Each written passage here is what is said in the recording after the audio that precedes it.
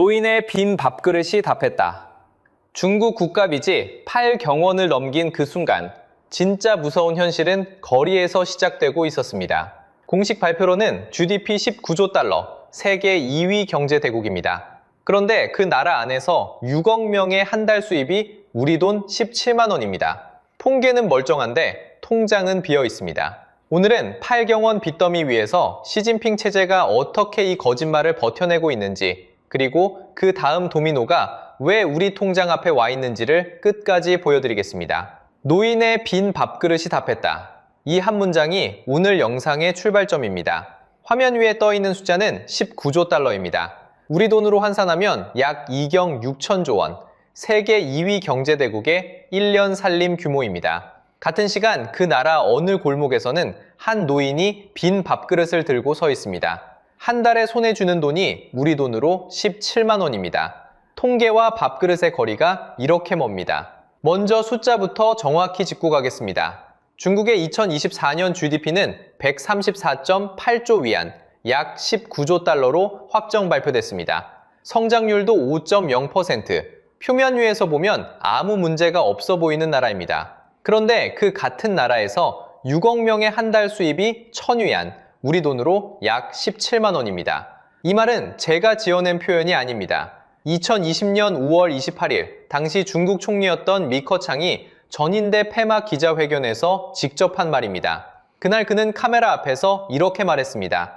중국인 6억 명의 월 수입은 1000위안에 불과하고 그 돈으로는 도시에서 집세를 내는 것조차 어렵다고 말입니다. 중국의 1인당 평균 연소득은 약 3만 위안, 우리 돈으로 약 518만 원으로 계산됩니다. 그런데 그 평균 안쪽을 들여다보면 14억 인구의 절반 가까이가 한 달에 17만 원으로 살고 있다는 뜻입니다. 평균이라는 단어가 얼마나 잔인하게 사람을 가릴 수 있는지를 보여주는 숫자입니다. GDP 그래프는 19조 달러를 가리키는데 그 그래프 아래 어딘가에 빈 밥그릇 6억 개가 놓여 있는 겁니다. 이 격차가 왜 충격이냐 하면 중국 정부의 공식 행사에서 총리 본인이 직접 인정한 숫자라는 점 때문입니다. 외부 비판자나 망명학자가 폭로한 게 아니라 통계를 가장 잘 알고 있는 사람이 카메라 앞에서 그렇게 말한 겁니다. 그 자리에 있던 기자들도 잠깐 술렁이었다고 전해집니다. 공식 집계가 그려놓은 그림과 실제 민생이 얼마나 어긋나 있었는지를 그날 처음으로 체제 안쪽 사람이 인정한 사건이었기 때문입니다. 여기서 한번 정리하고 가겠습니다. 통계는 19조 달러, 밥그릇은 17만 원입니다. 통계는 19조 달러, 밥그릇은 17만 원입니다. 같은 나라, 같은 해의 숫자입니다. 한쪽은 세계 2위라고 적혀 있고 한쪽은 집세를 못 낸다고 적혀 있습니다.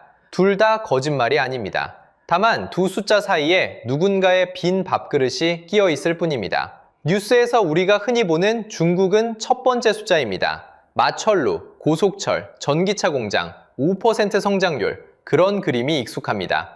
그런데 오늘 이 영상에서 보여드릴 중국은 두 번째 숫자, 그러니까 빈 밥그릇째 쪽입니다. 그쪽 그림이 진짜 무서운 이유는 따로 있습니다. 그 빈 밥그릇이 한 사람만의 이야기가 아니라 6억 명의 같은 풍경이라는 것, 그리고 그 풍경 위에 8경원이라는 빚이 얹혀 있다는 것입니다. 그런데 이 격차가 왜 우리 얘기가 되는지 그 답은 마지막 파트에서 분명하게 보여드리겠습니다. 지금은 이 한 장면만 머릿속에 새겨두시면 됩니다. 노인의 빈 밥그릇이 답했다. 19조 달러짜리 나라의 진짜 표정은 그 그릇 안에 들어있습니다.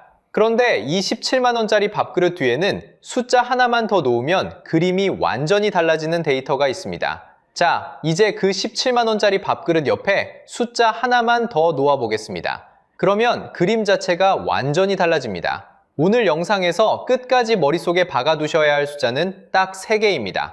첫째, 8경원, 둘째, 300%, 셋째, 6억 명. 이 세 숫자를 한 문장 안에 같이 놓을 수 있는지부터가 이미 정상이 아닙니다. 왜냐하면 이건 숫자가 큰 정도가 아니라 숫자의 단위 자체가 깨져 있는 상태이기 때문입니다. 먼저 첫 번째 숫자입니다. 중국 총부채. 가계와 기업과 정부를 모두 합친 잔액이 약 400조 위안입니다. 이걸 우리 돈으로 환산하면 약 8경원입니다. 출처는 중국 사회과학원 산하 NIFD가 발표한 2025년 3분기 보고서입니다. 한번 입에 올려보시면 알 수 있습니다. 조 단위가 아니라 경 단위입니다. 우리가 평소에 큰 돈을 이야기할 때 쓰는 단위가 통째로 한 칸 위로 올라간 겁니다. 체감이 잘 안 되시면 이렇게 비교해 보겠습니다. 한국 정부 1년 예산이 약 656조 원입니다. 8경원이면 그 한국 1년 예산의 약 120배에 해당합니다. 한 나라가 100년 넘게 모든 예산을 한 푼도 안 쓰고 모아야 겨우 갚을 수 있는 빚, 그게 지금 한 나라가 짊어지고 있는 부채라는 뜻입니다. 두 번째 숫자입니다. 300%. 정확히 말씀드리면 거시 레버리지율, 그러니까 한 나라의 전체 빚을 그 나라의 1년 GDP로 나눈 비율이 2025년 2분기에 사상 처음으로 300%를 넘었습니다. 3분기에는 302.3%로 한 번 더 올라갔습니다. 쉽게 말해 나라 전체가 진 빚이 1년 동안 만들어내는 부가가치의 3배라는 뜻입니다. 이걸 부문별로 쪼개보면 그림이 더 또렷해집니다. 정부가 67.5%, 기업이 174.4%, 가계가 60.4%입니다. 누가 가장 많이 짊어지고 있는지가 한눈에 보입니다. 빚의 무게중심이 기업 쪽에 비정상적으로 쏠려 있습니다. 여기서 잠시 다른 나라들과 나란히 놓아보겠습니다. BIS, 그러니까 국제결제은행이 집계한 2024년 말 기준입니다. 독일이 198.6%, 미국이 249.3%, 중국이 286.5%, 일본이 387%입니다. 일본이 더 높네? 하고 의아하게 느끼셨을 겁니다. 맞습니다. 일본이 더 높습니다. 그런데 일본은 30년 동안 천천히 그 자리에 도달했고 중국은 불과 10수년 만에 이 자리에 올라와 있습니다. 그리고 일본 이야기는 잠깐만 기억해 두시면 됩니다. 다음 파트에서 다시 등장합니다. 세 번째 숫자는 이미 한번 들으셨습니다. 6억 명, 한 달 수입 17만 원. 이 숫자가 왜 무서운지는 앞에 두 숫자와 같이 놓고 봐야 비로소 보입니다. GDP는 세계 2위, 부채는 8경원, 레버리지는 300%. 그런데 그 안에 사는 6억 명의 한 달 수입은 17만 원입니다. 이 네 줄이 한 화면에 놓이는 순간 시청자분들 머릿속에 한 가지 의문이 떠오르실 겁니다. 이 숫자들이 정말 같은 나라의 숫자가 맞나? 같은 나라가 맞습니다. 다만 같은 사람들이 보고 있는 나라가 아닐 뿐입니다. 여기서 한국 이야기 한 줄만 짚고 넘어가겠습니다. 참고로 한국 가계부채는 GDP 대비 약 90%대입니다. 중국 가계의 60.4%보다 오히려 높습니다. 남의 나라 빚 얘기라고 가볍게 넘기기 어려운 이유가 여기 있습니다. 그런데 이 숫자를 듣고 가장 먼저 드는 생각은 이거죠. 그 정도면 진작 망했어야 하는 거 아닌가? 그 답은 GDP와 밥그릇 사이에 숨어 있습니다. 자, 여기서 자연스럽게 이런 의문이 들 겁니다. 숫자가 그렇게 끔찍하면 진작 뉴스에서 난리가 났어야지. 왜 중국은 아직도 멀쩡해 보이지? 정말 좋은 질문입니다. 그리고 이 영상에서 가장 중요한 부분이기도 합니다. 결론부터 말씀드리겠습니다. GDP는 거짓말이 아닙니다. 다만 아무도 그 숫자를 밥그릇에 담지 못하고 있을 뿐입니다. 지금부터 겉과 속을 3번 나란히 놓고 비교해 보겠습니다. 첫 번째 쌍입니다. 겉면을 보면 중국은 2024년 GDP 134조 위안, 성장률 5.0%를 찍었습니다. 세계 2위 경제대국이라는 타이틀 그대로입니다. 그런데 그 안쪽을 한번 들여다볼까요? 2025년 중국 연간 소비자 물가 상승률은 0%였습니다. 당국이 잡은 목표치 2%에 한참 못 미쳤습니다. 8월에는 마이너스 0.4%, 9월에는 마이너스 0.3%까지 떨어졌습니다. 공장에서 매기는 생산자 물가는 더 심각합니다. 무려 3년 넘게 마이너스가 이어지고 있습니다. 성장률 그래프는 위로 올라가는데 물가는 가라앉고 있는 겁니다. 한쪽은 진실이 아닙니다. 두 번째 쌍입니다. 겉면을 보면 베이징, 상하이, 광저우, 선전, 우리가 흔히 떠올리는 중국의 1선 도시들입니다. 마철루, 명품거리, 외국 기업 본사, 화려한 표면입니다. 그런데 그 집값 명세서를 열어보면 어떨까요? 70개 도시의 신규 주택 가격이 23개월 연속으로 전년 대비 떨어지고 있습니다. 베이징은 마이너스 5.3%, 광저우는 마이너스 5.8%, 그리고 2025년 9월 기준으로 이 4대 도시의 집값은 약 9년 전, 그러니까 2016년 수준으로 되돌아갔습니다. 한국으로 치면 박근혜 정부 시절 집값으로 시계가 거꾸로 돌아간 셈입니다. 9년이 통째로 사라진 거죠. 한쪽은 진실이 아닙니다. 세 번째 쌍입니다. 겉면을 보면 중국 가게는 돈을 가지고 있습니다. 가계예금 잔액이 2019년 82조 위안에서 2024년 152조 위안, 그리고 2025년 상반기에는 163조 위안을 돌파했습니다. 통장 잔고만 놓고 보면 부자처럼 보입니다. 그런데 그 안쪽을 보면 이야기가 완전히 달라집니다. 이 돈은 쓰려고 모인 돈이 아닙니다. 무서워서 쌓아놓은 돈입니다. 경제학에서는 이걸 예방적 저축이라고 부릅니다. 직장이 언제 사라질지 모르고 집값이 언제 또 떨어질지 모르고 노후가 어떻게 될지 모르니까 일단 현금을 품에 안고 웅크리는 겁니다. GDP 그래프는 위로 향하는데 그 안의 통장은 잔뜩 움츠리고 있는 거죠. 돈은 분명히 있는데 돈이 돌지 않습니다. 한쪽은 진실이 아닙니다. 세 쌍을 같이 놓고 보면 그림이 또렷해집니다. 겉면의 중국과 속면의 중국, 두 나라가 한 국경 안에 살고 있는 겁니다. 한쪽은 통계청 발표문 안에 있고 다른 한쪽은 6억 명의 식탁 위에 있습니다. 그래서 다시 말씀드립니다. GDP는 거짓말이 아닙니다. 다만 아무도 그 숫자를 밥그릇에 담지 못합니다. 여기서 한국 이야기를 짧게 한 줄만 끼워 넣겠습니다. 한국도 지금 가계예금이 아주 빠른 속도로 쌓이고 있습니다. 그 이유가 중국과 똑같지는 않습니다. 그런데 방향은 닮았습니다. 사람들이 돈을 쥐고 안 쓴다는 것, 그게 무엇을 뜻하는지는 우리도 곧 마주하게 될 신호일 수 있습니다. 자, 그런데 여기서 끝이 아닙니다. 이 겉과 속, 이 이중 국가를 그래도 어떻게든 굴러가게 만들어주는 숨겨진 버팀목 3개가 있었습니다.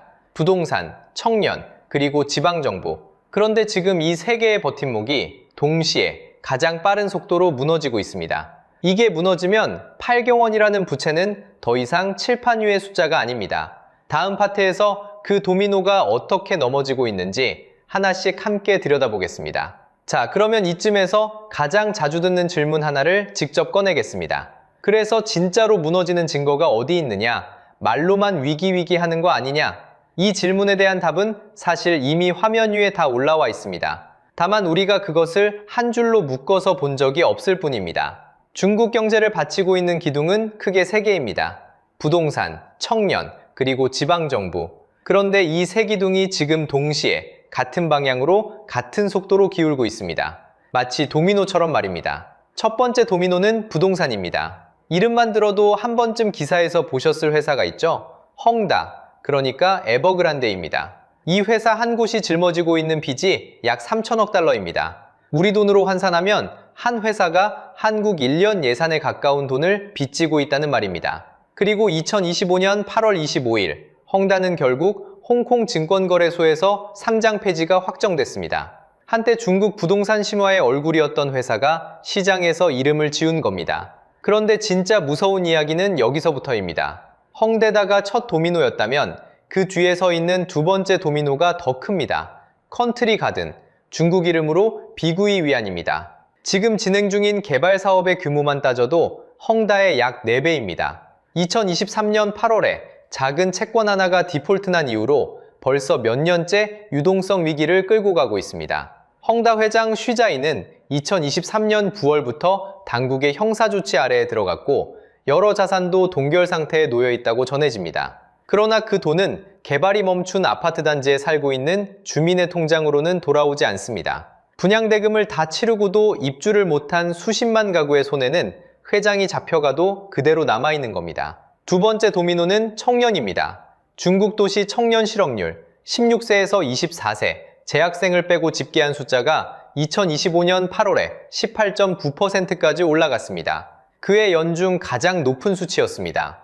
이후 10월에 17.1%, 11월에 16.1%로 내려오긴 했지만 여전히 5명 중 1명 가까운 청년이 일자리를 못 구하고 있다는 뜻입니다. 그런데 이 숫자보다 더 무거운 숫자가 따로 있습니다. 2025년 한 해에 세로 사회로 나오는 중국 대학 졸업자가 약 1222만 명입니다.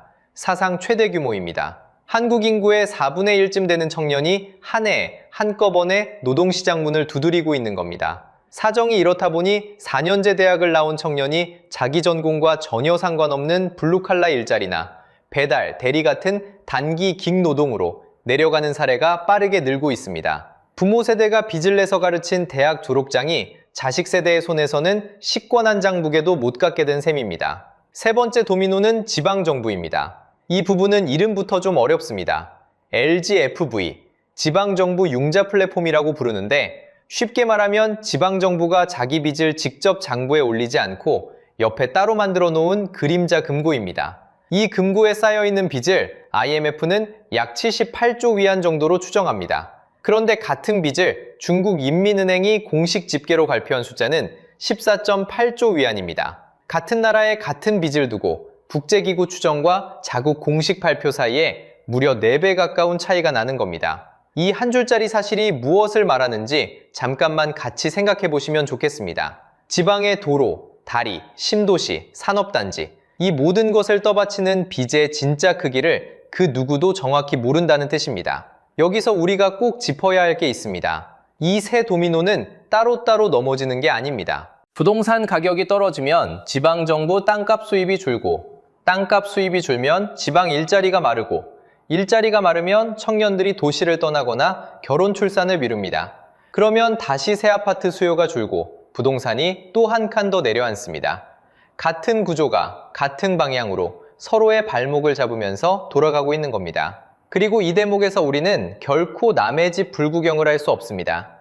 한국 부동산 PF 부실 규모와 청년 체감 실업률이 왜 항상 같이 이야기되는지 그 이유가 바로 여기 있습니다. 그런데 이 세 도미노가 넘어지는 소리를 듣고도 시진핑 체제는 어떻게 아직 버티고 있을까요? 그 답이 이 영상에서 가장 불편한 부분입니다. 자, 여기까지 보시면 누구나 똑같은 질문이 떠오릅니다. 부동산은 9년 전 가격으로 돌아갔고 청년 5명 중 1명은 일자리를 못 구하고 지방정부 빚은 GDP의 절반을 넘었습니다. 이 정도면 진작에 어딘가 한 군데가 무너져 있어야 정상입니다. 그런데 왜 안 무너졌을까요? 1분 뒤에 가장 불편한 통계 하나를 보여드릴 텐데요. 그 답을 보고 나면 망하지 않은 것과 망한 것을 숨긴 것이 완전히 다른 말이라는 걸 아시게 됩니다. 먼저 첫 번째 장면입니다. 지방정부가 빚을 숨겨놓는 그림자 금고, 아파트에서 LGFV라고 말씀드렸죠. 이 LGFV의 빚이 너무 커지자 중국 당국은 2023년 3월부터 숨겨진 부채 정리 캠페인이라는 걸 시작합니다. 이름만 들으면 빚을 갚는 것 같지만 실제로 일어난 일은 조금 다릅니다. 캠페인이 시작된 뒤 LGFV 숫자 자체가 71%나 줄었고 사업 부채는 62%가 사라진 것으로 집계됐습니다. 그리고 2025년 6월이 되자 LGFV의 60% 이상이 아예 정부의 공식 목록에서 빠져버렸습니다. 빚이 사라진 게 아닙니다. 명단에서 사라진 겁니다. 명단에서 빠지면 그 빚은 더 이상 지방정부의 빚이 아닌 게 되고 통계상 나라의 빚 부담은 가벼워 보이게 됩니다. 빚을 갚은 게 아니라 빚을 옮겨 적은 거죠. 두 번째 장면은 더 노골적입니다. 청년 실업률 이야기인데요. 2023년 6월 중국의 16세에서 24세 청년 실업률이 21.3%로 사상 최고치를 찍었습니다. 5명 중 1명을 넘은 겁니다. 그러자 어떤 일이 일어났을까요? 발표가 멈췄습니다. 통계 자체가 약 반년간 사라집니다. 그리고 2024년 1월에 다시 등장했을 때 숫자는 14.9%로 내려와 있었습니다. 6.4%포인트가 한 번에 빠진 거죠. 이유는 단순했습니다. 재학생을 빼고 다시 계산하기로 했다는 한 줄. 그게 다였습니다. 일자리가 늘어난 게 아니라 일자리를 못 구한 학생들을 통계 바깥으로 옮긴 겁니다. 우리는 흔히 통계가 거짓말한다고 말하지만 더 정확한 표현은 따로 있습니다. 정치적으로 민감해진 통계는 어느 순간 갑자기 집계 방식이 바뀐다. 이게 훨씬 무섭습니다. 거짓말은 들통이 나지만 기준 변경은 합법이거든요. 이쯤 오면 자연스럽게 떠오르는 이름이 하나 있을 겁니다. 6억 명 월 수입 1000위안을 공식 석상에서 입에 올렸던 리커창 전 총리입니다. 미 전 총리는 2023년 10월 27일 상하이에서 심장마비로 갑자기 세상을 떠났습니다. 공식 발표는 그게 전부였고 만 68세였습니다. 문제는 그 다음입니다. 사망 원인을 한 번 더 들여다보자고 공개 서한을 쓴 사람이 있었습니다. 신화통신 출신의 베테랑 기자 구한민이라는 분인데요. 이분은 2024년 11월에 소란 유발죄라는 죄목으로 징역 1년형을 받게 됩니다. 내부의 베테랑 언론인이 의혹을 제기했다는 이유 하나로 1년을 갇히게 된 겁니다. 그래서 어떤 분들은 이렇게 말합니다. 리커창 전 총리는 사망 원인이 아니라 그 사망 원인을 물어본 사람의 처벌로 더 많이 기억된다고요. 통계 한 줄을 바꾸는 것과 질문 한 줄을 처벌하는 것은 결국 같은 동작입니다. 불편한 숫자가 보이지 않게 만드는 동작이죠. 이 모든 동작을 묶어서 부르는 공식 용어가 있습니다. 미국 싱크탱크 애틀랜틱 카운슬이 보고서에 그대로 적어놓은 표현, extend and pretend입니다. 한국말로 옮기면 연장하고 모른 척하기입니다. 만기를 미루고 명단에서 빼고 기준을 바꾸고 질문을 막는다. 그러면 무너지는 일은 일어나지 않습니다. 정확히 말하면 무너진 것이 보이지 않게 됩니다. 국제결제은행 BIS는 한 발 더 나갔습니다. 지금 중국의 부채 구조가 1998년 일본 버블이 무너지기 직전과 매우 닮아 있다고 평가했습니다. 일본은 그 뒤로 30년을 버텼지만 사회 자체가 무너지지는 않았습니다. 중국과 일본의 결정적인 차이는 부채 규모가 아니라 체제에 대한 신뢰였다는 게 많은 전문가의 진단입니다. 신뢰가 있는 사회는 30년을 견디고 신뢰가 없는 사회는 통계와 사람의 입을 동시에 막아야 겨우 한 해를 견딥니다. 그래서 BIS의 경보는 단순한 숫자 비교가 아닙니다. 겉으로는 일본보다 멀쩡해 보이지만 속에 깔린 구조는 더 위험할 수 있다는 뜻에 가깝습니다. 여기서 잠깐 우리 이야기를 한 줄만 짚고 가겠습니다.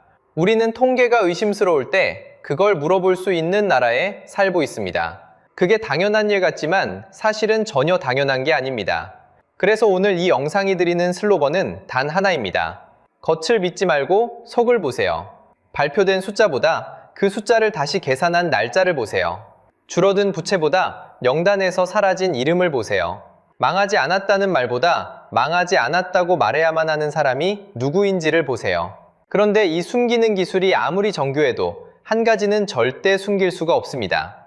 바로 옆 나라의 통장입니다. 그리고 그 옆 나라가 바로 우리입니다. 자, 이제 가장 불편한 질문 앞에 설 차례입니다. 8경원 빚더미와 6억 명의 빈 밥그릇이 정말 바다 건너 남의 일이기만 할까요? 솔직하게 말씀드리면 아닙니다.